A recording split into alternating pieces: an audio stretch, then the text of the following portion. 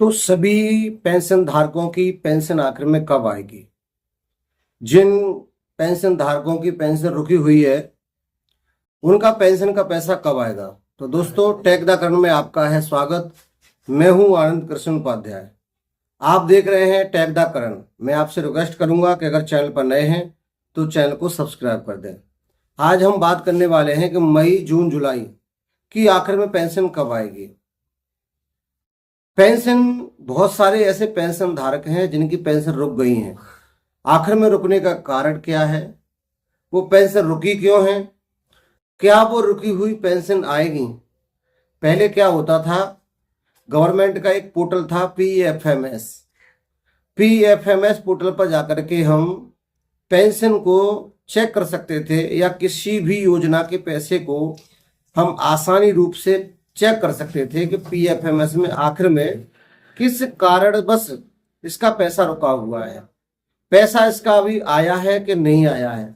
लेकिन हाल ही में गवर्नमेंट सरकार ने पीएफएमएस पोर्टल को बंद कर दिया गया है। अब हम पैसा चेक नहीं कर सकते हैं कि हमारा पैसा आखिर में आया है या नहीं आया है।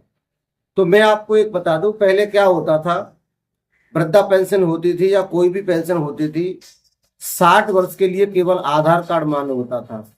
आपका आधार कार्ड है तो आधार कार्ड एज प्रूफ माना जाता था। लेकिन गवर्नमेंट ने अब इशू कर दिया है 1 अप्रैल से कि अगर आप वृद्धा पेंशन ऑनलाइन करते हैं तो आपको 60 साल का एक दूसरा प्रमाण पत्र भी लगाना होगा। चाहे वो आपका परिवार रजिस्टर की नकल हो जिसमें आपके नाम के आगे आपकी 60 वर्ष की आयु पूरी होनी चाहिए, या आपका ई श्रम कार्ड हो, आपका जन्म प्रमाण पत्र हो, यानी एक ऐसा डॉक्यूमेंट से चाहिए जिसमें आपकी उम्र 60 साल दिखाई जा रही हो, तब जा करके आपकी पेंशन आएगी। अगर आप पहले ऑनलाइन कर चुके हैं, नई पेंशन है और 1 वर्ष से अधिक हो गया है, आपका पैसा नहीं आ रहा है, तो आपको अपने ब्लॉक में जाकर के ब्लॉक अधिकारी से परिवार रजिस्टर की नकल या कोई भी उम्र का प्रूफ कागज लेकर के अपने ब्लॉक में जाना होगा और साइट पे जाकर के आपके फॉर्म जो अप्लाई किया था उसमें अपलोड किया जाएगा। जब अपलोड हो जाएगा उसके बाद आपकी पेंशन आना शुरू होगी। जब तक आपका दूसरा डॉक्यूमेंट्स आपकी एज प्रूफ नहीं लगेगी तब तक आपका पैसा पेंशन का नहीं आएगा। अब बात करते हैं कि मई जून जुलाई जिनका पैसा रेगुलर आ रहा है, आखिर में उनका पैसा कब आने वाला है, पैसा आएगा भी कि नहीं आएगा। जैसे 3 महीने पूरे होने के लिए आते हैं, पेंशन धारक घबराने लगते हैं कि पैसा हमारा आखिर में क्यों नहीं आ रहा है।